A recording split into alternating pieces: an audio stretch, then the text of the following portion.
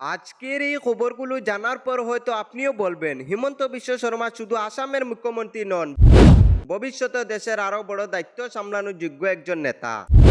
26 মে থেকে শুরু হওয়া আসাম বিধানসভার নতুন অধিবেশনে একের পর এক বড় ঘোষণা করেছে মুখ্যমন্ত্রী।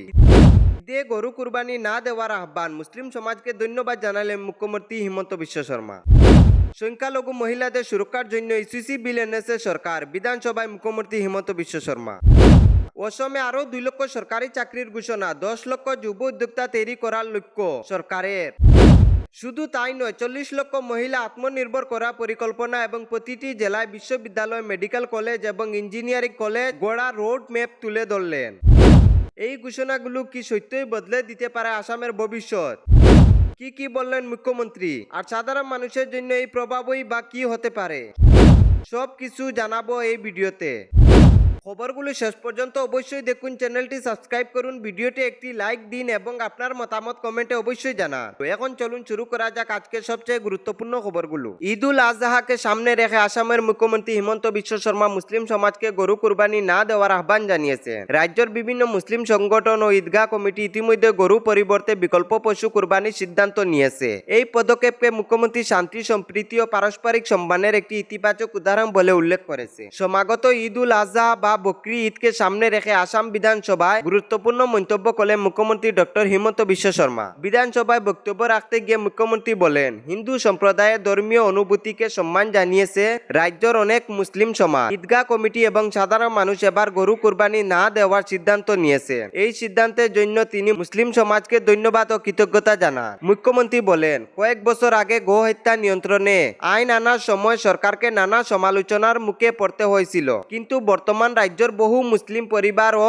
সংগঠন স্বেচ্ছায় গরু পরিবর্তে অন্য পশু কুরবানি দেওয়ার সিদ্ধান্ত নিয়েছে, যা আসামেও শান্তি ও সম্প্রীতির জন্য একটি ইতিবাচক বার্তা। তিনি আরো বলেন, এই উদ্যোগ রাজ্য একটি নতুন যুগের সূচনা করেছে এবং হিন্দু মুসলিম সম্প্রীতিকে আরো শক্তিশালী করবে। জানা গেছে, হুজাই, ধুবড়ী, বঙ্গাইগাঁও, উদারবন সহ রাজ্যের বিভিন্ন এলাকা ঈদগাহ ও কবরস্থান কমিটি ও মুসলিম সমাজের কাছে গরুর পরিবর্তে বিকল্প পশু কুরবানি দেওয়ার আবেদন জানিয়েছে। বিধানসভার মঞ্চ থেকে মুখ্যমন্ত্রী আরো বলে, যারা এখনো এ বিষয়ে কোনো সিদ্ধান্ত নেননি তাদেরও হিন্দু সম্প্রদায়ের আবেগ ও অনুভূতির কথা বিবেচনা করে গরু পরিবর্তে অন্য পশু কুরবানি দেওয়ার অনুরোধ জানানো হচ্ছে। মুখ্যমন্ত্রী হিমন্ত বিশ্ব শর্মা বলে, গরু কুরবানি দেওয়া কোনো ধর্মীয় গ্রন্থে বাধ্যতামূলক বলে উল্লেখ নেই, তাই পারস্পরিক সম্মান ও সৌহার্দ্য বজায় রাখতে বিকল্প ব্যবস্থা গ্রহণ করা যেতে পারে। তিনি বলেন, হিন্দু সমাজের ধর্মীয় চেতনাকে সম্মান জানিয়ে যারা গরু কুরবানি না দেওয়ার সিদ্ধান্ত নিয়েছে তাদের সবাইকে ধন্যবাদ জানাই। এই সিদ্ধান্ত আসামের শান্তি, সম্প্রীতি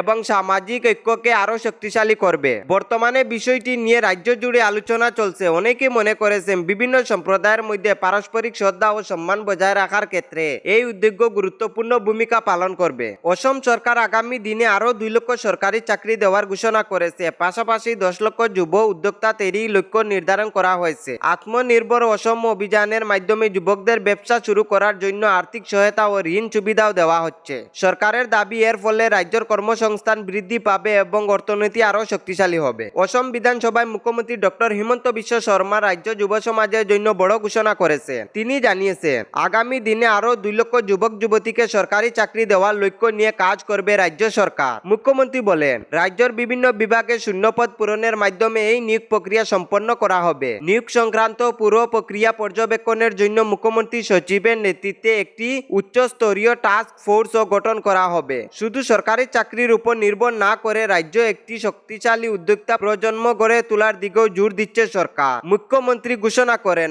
আগামী দিনে 10 লক্ষ যুবক যুবতীকে উদ্যোক্তা হিসাবে গড়ে তোলা পরিকল্পনা নেওয়া হয়েছে। তিনি বলেন, এমন একটি যুব প্রজন্ম তৈরি করা হবে যারা শুধু নিজেরাই স্বনির্ভর হবে না, আরো অনেক মানুষের জন্য কর্মসংস্থানের সুযোগ সৃষ্টি করবে। সরকারের লক্ষ্য, এই নতুন উদ্যোক্তারা অন্তত আরো 10 জন করে মানুষ কর্মসংস্থানের ব্যবস্থা করবে। যুবকদের আত্মনির্ভরশীল করে তুলতে ইতিমধ্যে চিফ মিনিস্টার আত্মনির্ভর অসম অভিযান প্রকল্প চালু রয়েছে।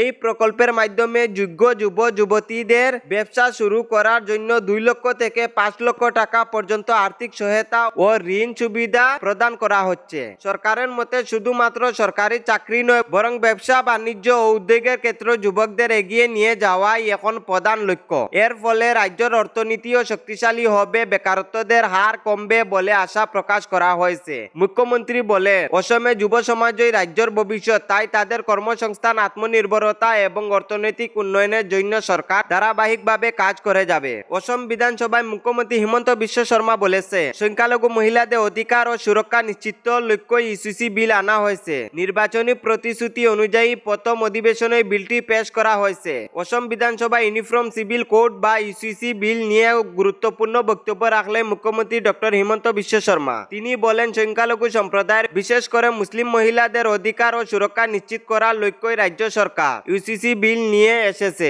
বিধানসভায় বক্তব্য রাখতে গিয়ে মুখ্যমন্ত্রী বলেন, স্বাধীনতার এত বছর পরও অনেক সংখ্যালঘু মহিলা বিভিন্ন সামাজিক ও পারিবারিক সমস্যার মুখোমুখি হচ্ছে, তাই তাদের সমান অধিকার এবং আইনি সুরক্ষা দেওয়ার জন্য এই আইন আনা হয়েছে। তিনি আরো বলেন, বিধানসভা নির্বাচনের আগে তিনি বিরোধী দল কংগ্রেসকে চ্যালেঞ্জ জানিয়ে বলেছিলেন যে যদি বিজেপি আবার ক্ষমতা আসে তাহলে প্রথম অধিবেশনে ইউসিসি বিল আনা হবে। নির্বাচনে জয়ের পর সেই প্রতিশ্রুতি অনুযায়ী সরকার এবার বিধানসভা ইউসিসি বিল পেশ করেছে। মুখ্যমন্ত্রী দাবি, এই আইনের মাধ্যমে নারীর সম্পত্তির অধিকার আরো শক্তিশালী হবে, বহু বিবাহের মতো প্রথা বন্ধ হবে এবং বিয়ে ও তালাকের ক্ষেত্রে একটি নির্দিষ্ট আইনি কাঠামো তৈরি হবে। তিনি জানান, উত্তরাখণ্ড ও গুজরাটের পর অসম ইউসিসি কার্যকর করার পথে এগিয়ে চলেছে। বিলটি পাশ হলে অসম হবে দেশের তৃতীয় রাজ্য যেখানে ইউনিফর্ম সিভিল কোড চালু হবে। বর্তমানে ইউসিসি বিল নিয়ে রাজ্য জুড়ে আলোচনা শুরু হয়েছে। বিলটি নিয়ে বিধানসভায় বিস্তারিত আলোচনা ও ভোটাভুটির পর পরবর্তী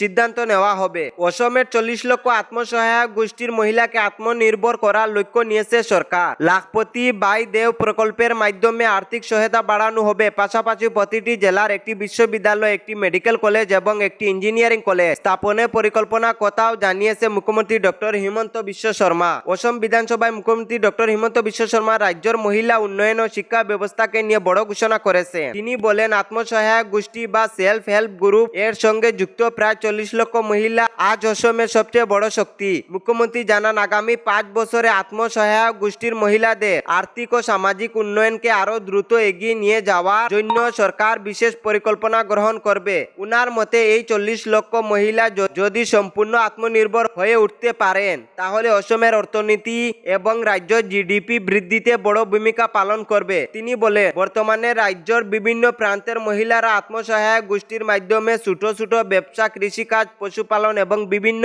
আয়মূলক কাজে যুক্ত রয়েছে। সরকার তাদের আরো শক্তিশালী করতে বিভিন্ন আর্থিক সহায়তা প্রদান করেছে। মুখ্যমন্ত্রী মহিলা উদ্যোক্তা অভিযান এবং লখপতি বাইদেও প্রকল্পের মাধ্যমে মহিলাদের আর্থিকভাবে স্বাবলম্বী করা কাজ চলছে বলে জানা। এই প্রকল্পের আওতায় প্রথমে 10,000 টাকা করে সহায়তা দেওয়া হচ্ছে, পরে ব্যবসার প্রয়োজন অনুযায়ী 25,000 টাকা এবং 50,000 টাকা পর্যন্ত আর্থিক সহায়তা দেওয়ার ব্যবস্থাও রয়েছে। এদিকে শিক্ষার ক্ষেত্রেও বড় পরিকল্পনার কথা ঘোষণা করেন মুখ্যমন্ত্রী। তিনি বলেন, আগামী দিনে অসমের প্রতিটি জেলায় উচ্চশিক্ষার গুরুত্বপূর্ণ প্রতিষ্ঠান গড়ে তোলার লক্ষ্য নেওয়া হয়েছে। সরকারের পরিকল্পনা অনুযায়ী প্রতিটি জেলায় একটি করে বিশ্ববিদ্যালয়, একটি করে মেডিকেল কলেজ এবং একটি করে ইঞ্জিনিয়ারিং কলেজ স্থাপন করা হবে। মুখ্যমন্ত্রী বলেন, যুব সমাজই রাজ্যের ভবিষ্যৎ, তাই উন্নত শিক্ষা এবং দক্ষ মানব সম্পদ গড়ে তুলতে এই পদক্ষেপ অত্যন্ত গুরুত্বপূর্ণ হবে। তিনি আরো বলেন, শিক্ষা, স্বাস্থ্য ও কর্মসংস্থান এই তিনটি ক্ষেত্রকে শক্তিশালী করেই অসমকে উন্নয়ন নতুন উচ্চতা নিয়ে যাওয়াই লক্ষ্য